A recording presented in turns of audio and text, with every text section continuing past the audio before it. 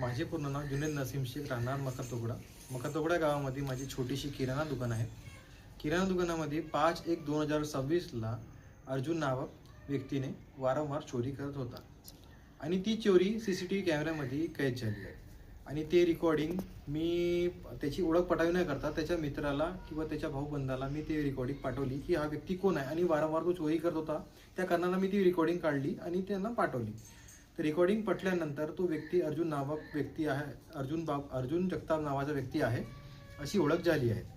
तर तो व्यक्ती 7/1/2026ला माझ्या दुकानामध्ये आला आणि माझी रेकॉर्डिंग का काढली आणि शिवीगाळी केली. मला रेकॉर्डिंग का काढली आणि शिवीगाळी केली आणि मला जीवेस मारण्यास धमकी दिली आणि मी त्याला तिथून जाण्यासाठी सांगितले. तो तिथून पळून गेला.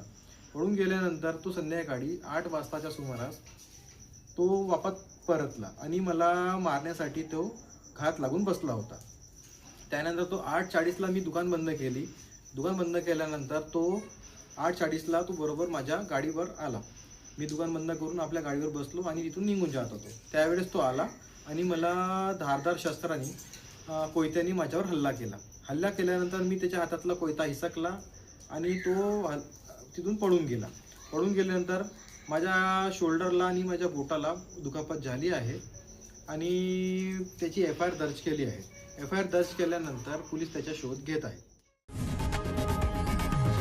लोकशाही मराठी ऐका, पहा, जागरूक रहा.